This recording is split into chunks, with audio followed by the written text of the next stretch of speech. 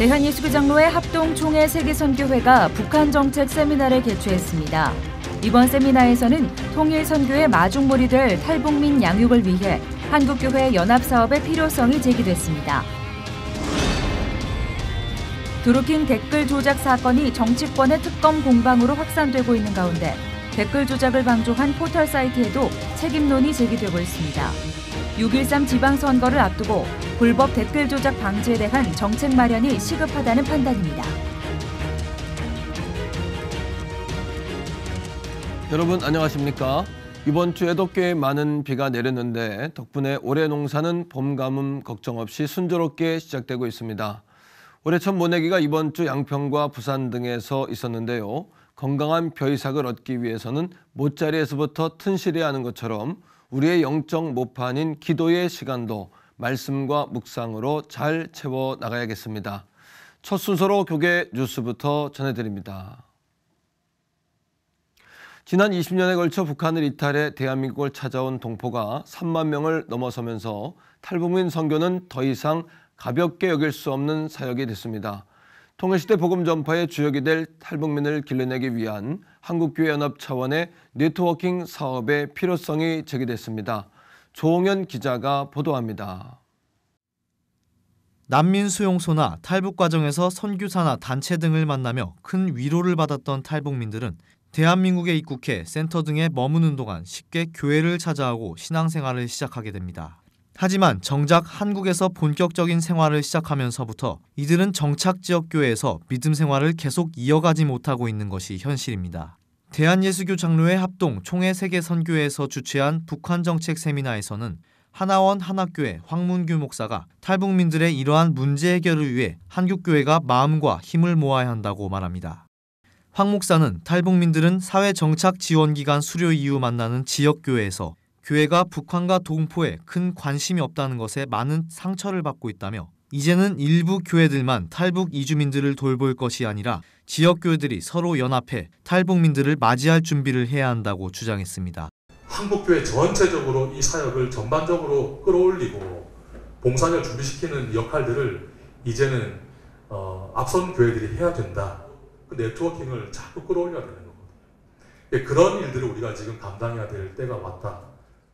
발제 이후 진행된 북한 선교 사례 발표 시간에는 남북 사랑학교와 김포 예수마음교회, 북방 선교센터의 사역들이 소개되면서 참석자들은 영혼 구원의 중요성을 다시금 되새기는 동시에 결단의 시간을 가졌습니다.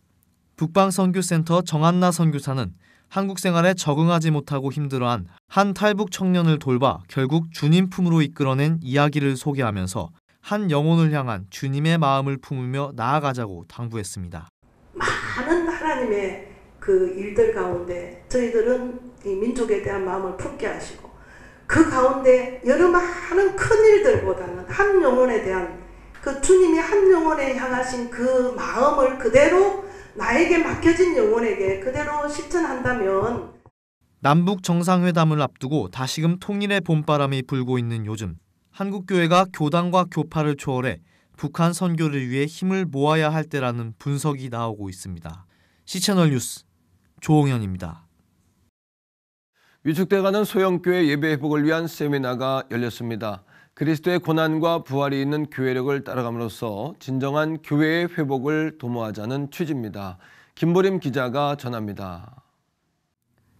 예수께서 십자가에 달리시기 전날 제자들에게 베푸신 거룩한 식사가 재현됩니다. 성찬 예식을 통해 부활의 참 희망을 품은 제자들처럼 그 풍성한 은혜를 음미해 봅니다. 교회 규모에 짓눌려 성찬의 의미를 되새기기 힘들었던 개척교회나 소형교회, 농어촌에서 사역을 하는 목회자들은 오늘의 경험을 바탕으로 새로운 희망을 품습니다. 주님이 행하신 성찬에 대해 다시 깊이 뒤돌아보는 계기가 됐다고 생각을 해요. 그래서 너무 내가 오랫동안 머리 중심의 이성적인 목회만 하지 않았나. 근데 성찬을 통해서 가슴을 통한 그 전달에 대한 부분도 강사 목사님이 충분히 또 말씀을 해주셔서 또 내 자신을 잠깐 또 뒤돌아보는 계기도 됐고. 기독교 대한감리회 목회자 모임 새물결은 교회의 근본이 되는 교회력을 근간으로 침체되어 있는 소형교회와 개척교회의 예배 회복을 위하여 이 같은 시간을 마련했습니다. 사실 교인이 한 명도 없이 가족들끼리 예배드리는 교회들도 제법 굉장히 많이 있어요. 그렇다 보면 목회자들이 좀 이렇게 뭐 어떤 예배에 대한 의욕을 상실할 수 있고 또 소홀히 할 수도 있고, 그때 교회력을 목회에 접목시키고 또 설교 안에 접목시키고 하면은 저는 그 안에서 많은 그 여러 가지 정말 이렇게 행사들도 기획할 수 있고, 그런 굉장한 많은 무궁한 자원들이 사실은 이 교회력 안에 있는데, 이날 교회력, 성서일과 그리고 성만찬의 실제를 주제로 강연한 부산 해운대교회 한성문 목사는 나를 기념하라고 했던 예수 그리스도께서 명령하신 성만찬을 통해 참된 예배가 시작된다고 말했습니다. C채널 뉴스 김보림입니다. 이어서 그 밖에 교계 소식 전해드립니다. 한국기독교교회협의회가 지난 23일부터 3일간 한일교회의 이주민 선교 현황과 전망 그리고 과제라는 주제로 심포지엄을 열고 해외 이주민들에 대한 인종차별 해소 방안 등을 논의했습니다. 기조보고에서 일본 가톨릭 마츠우라 고로우 주교는 교회가 과거 식민지배와 인신매매 등 일본 사회에 내재되어 있는 여러 가지 문제를 직시할 필요가 있다며 에큐메니컬적인 연대를 통해 복음적인 사회가 되기 위한 노력을 해야 한다고 강조했습니다. 세미나에서는 한일 가톨릭과 개신교가 해외 이주민들을 위해 진행하고 있는 다양한 사역들이 소개되면서 크리스천은 인간을 위해 육신으로 오신 예수님의 모범을 따라 존중과 인정을 통한 상호 문화를 지향해야 한다는 주장이 이어졌습니다.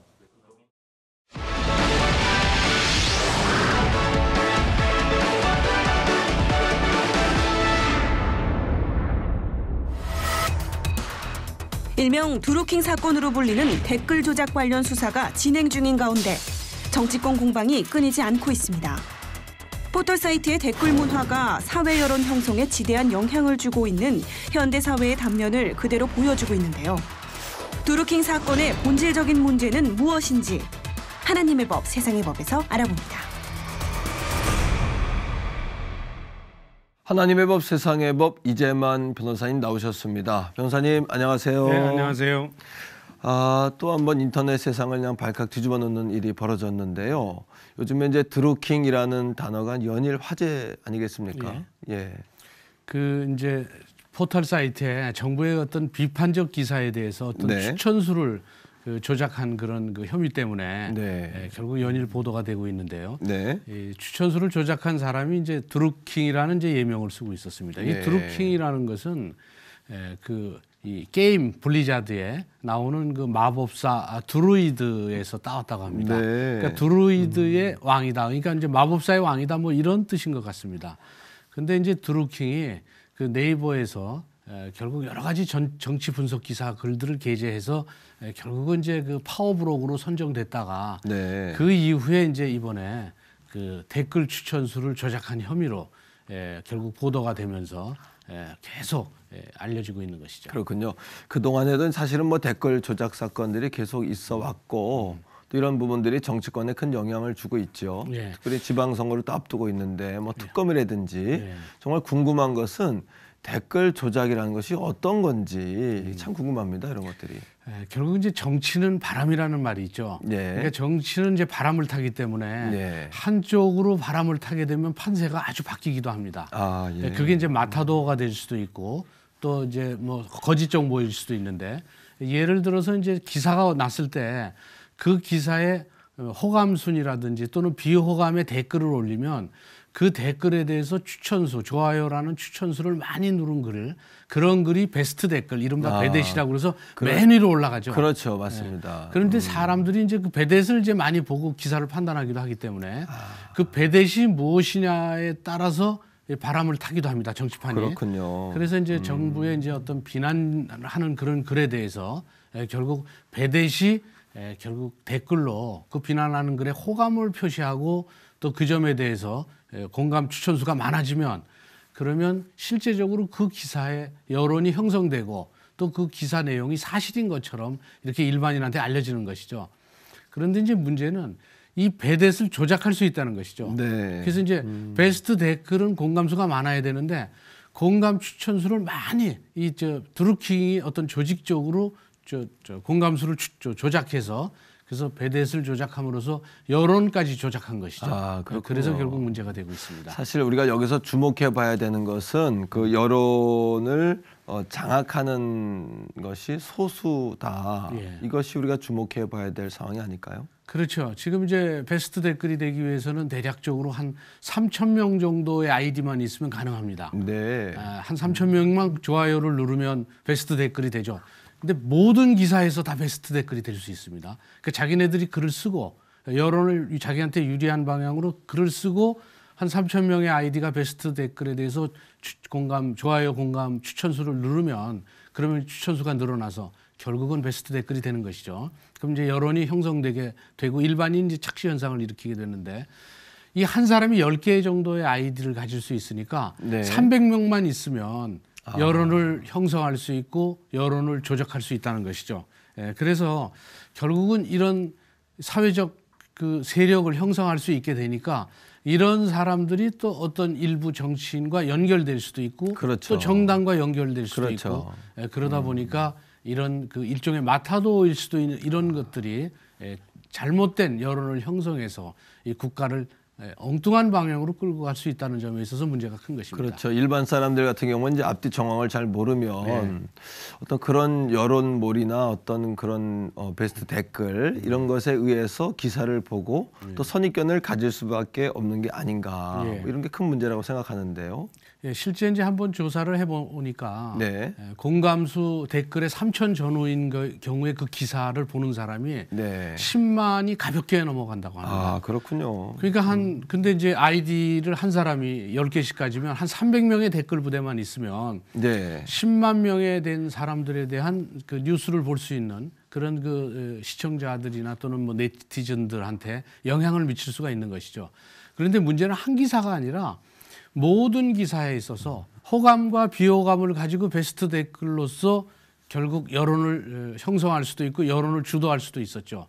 사실 여론 주도 기관은 정통 언론이었죠. 그런데 지금은 여론 주도가 지금 불과 한 300명 정도 되는 댓글에 의해서 이제 여론이 주도되고 있다고 봐도 과언이 아닙니다. 그렇군요. 근데 이제 댓글 부대가 이제 문제가 된 게 이 300명이 움직이면서도 요새는 이제 또 뭐 여러 가지 뭐 매크로 프로그램이라서 자동적으로 또 공감수를 추천할 수 있는 그런 프로그램까지 나와 있기 때문에 지금은 댓글 조작도 쉬워졌고 여론 조작도 쉬워졌고 심각하네요. 또 그 여론 조작에 대해서 국민들이 야 저게 거짓 정보가 아닐까라는 생각을 잘 안 하고 그걸 그대로 믿게 되고 또 심지어는 댓글 부대의 일원이 아니면서도 베스트 댓글이 되기 위해서는 아주 폭력적이고 선정적이고 그래야만 이제 사람들이 클릭을 하니까 댓글의 글 자체도 굉장히 폭력적이고 선정적으로 막 바뀌고 있습니다. 그런데다 그런 글에 대해서 매크로 프로그램을 이용해서 한 300여 명 정도가 결국은 공감, 추천, 호감을 눌러버리면 그럼 일반인들은 그 기사의 내용을 보기 전에 댓글만 보고도 이 기사가 일반인들이 다 이 기사에 대해서 지지를 하고 있구나 이런 생각을 하게 되고 그리고 그것이 일반의 여론인 것으로 오도될 가능성이 큰 것이죠. 그렇군요. 그런데 이제 포털 사이트에서 입장은 자신들은 뉴스를 뭐 생산하는 곳이 아니기 때문에 자신들에겐 책임이 없다 뭐 이렇게 말하는 것 같고 그렇다면 이 댓글에 대한 구체적인 좀 대책과 좀 정책이 필요하지 않나 뭐 이런 생각을 또 하게 되는데요. 그 포털 사이트의 그 댓글 시스템이나 기사 배열 문제가 그 결국 여론을 주도하는 게 아니나 이런 지적은 지속적으로 있어 왔습니다. 그렇죠. 근데 포털 사이트에서는 이제 본인들이 말하기에 자기네들은 뉴스를 제작 생산하지 않는다. 그건 이제 언론사에서 생산하는 것이고 자기네들은 여기에서 정거장처럼 유통만 할 뿐이다. 그러니까 자기는 이 뉴스에 대해서 관여하지도 않고 또 실제적으로 관여할 수도 없다. 그렇기 때문에 자기한테는 관여할 권한도 없고 그렇기 때문에 책임도 없다. 이제 이런 취지입니다. 근데 문제는 이 포털 사이트의 그 댓글 시스템이라는 것이 이 배댓 시스템이죠. 이걸 만들어 놓은 이유는 배댓 시스템을 만들어 놓으면 많은 사람들이 댓글을 보기 위해서 들어옵니다. 그렇죠. 이 들어오는 클릭 수가 많으면 광고 수익이 높아지죠. 그렇죠. 그러니까 이제 포털 사이트는 이 댓글 시스템을 바꾸기가 어려워요. 왜냐하면 네. 광고 수익과 직결되는 거기 때문에. 그러니까 본인들이 이 광고 수익을 놓치기가 어려우니까 자기네들은 관여할 수 없다 이런 얘기를 하지만 이번에 매크로 프로그램에 의해서 댓글 조작됐다는 정황이 지금 드러나 있지 않습니까? 그렇죠. 그러니까 네. 관여할 수 없다는 것은 이미 그 본인의 그 주장에 대한 정당성을 이제 많이 잃었다고 보는 것이죠. 예, 예. 그러니까 이제 포탈의 그 책임은 있는 것이죠. 그렇죠. 그리고 또 하나는 그 이 결국은 이 필요한 이 대책, 사실은 자기는 관여하지 않는다고는 하지만 이 필요한 대책을 만들어야 되는 이유는 그 한국언론진흥재단이 조사를 했습니다. 거기서 우리나라 국민의 77%는 포털 사이트를 통해서 뉴스를 접하기 때문에 한 56%가 이 포털을 언론이라고 판단하고 있다는 겁니다. 네. 그러니까 포털 사이트를 언론으로 보고 있어요. 맞습니다. 지금. 예. 상당한 그렇죠. 대부분의 사람들이. 네. 그러니까 언론의 책임이 없다고 볼 수는 없는 것이죠. 그래서 이 점에 대한 대책으로 이 배대 시스템 제도를 없애자, 아니면 댓글 자체를 없애자, 아니면 그 외국 구글 사이트처럼 구글 사이트는 그 포털 사이트에서 뉴스를 보는 게 아니라 뉴스를 보고 싶으면 바로 그냥 원래 그 이제 클릭하면 신문사 예, 홈페이지로 예. 가게 돼 있어요. 이제 그렇게 하자. 이제 그런 방안들은 있지만 사실은 광고 수익과 포털 사이트는 직결돼 있기 때문에 그렇군요. 이 포털 사이트가 댓글 시스템, 배대 시스템을 폐지하기는 상당히 어렵습니다. 네. 왜냐하면 이윤 추구를 하는 회사한테 그렇죠. 이윤 추구를 하지 말라고 할 수는 없는 것이죠.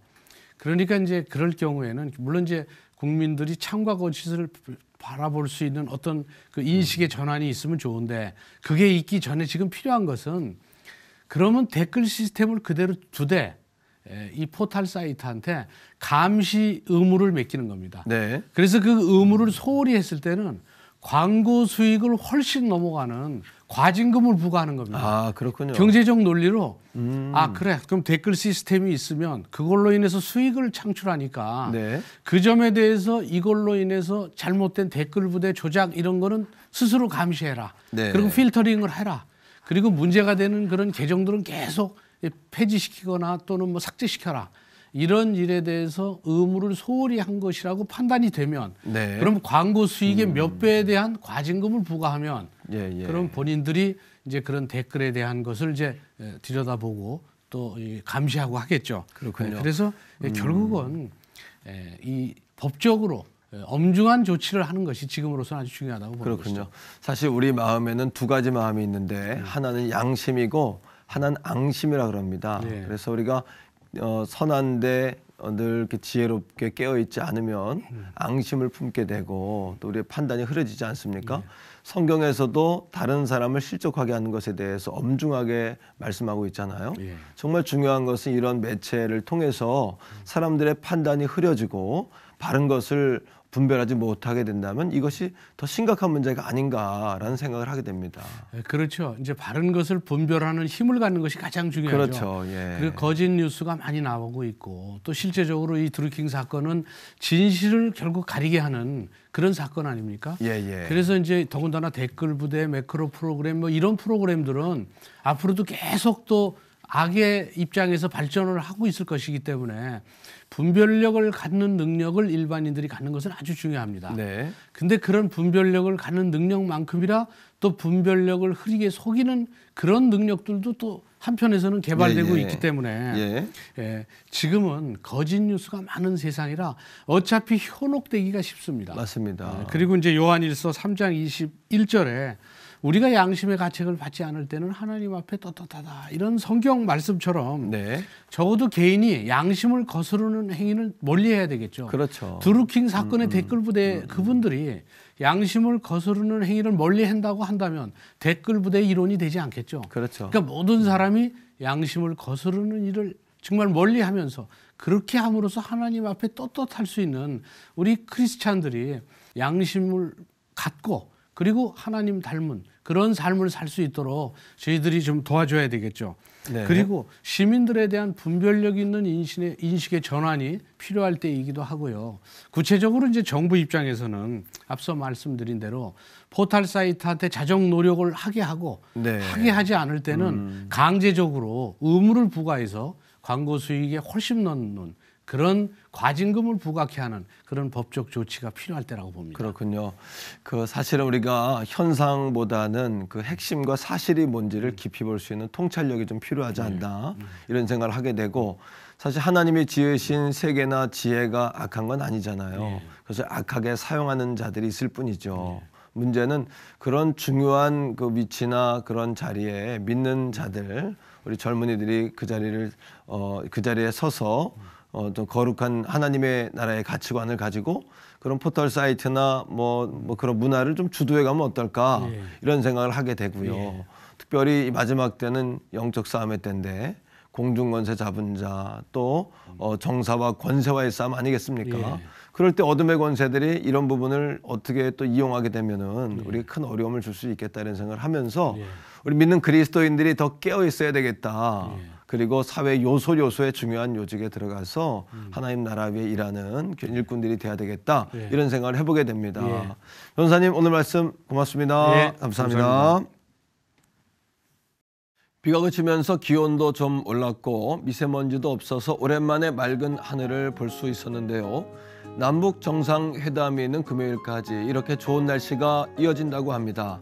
맑고 화창한 날씨처럼 모든 사람들에게 기분 좋은 소식들이 많이 들려지길 기대합니다. 시청률 매거진 굿데이는 시청자 여러분과 함께하는 방송입니다. 좋은 의견 있으시면 아래 전화번호와 이메일로 연락 주시고요.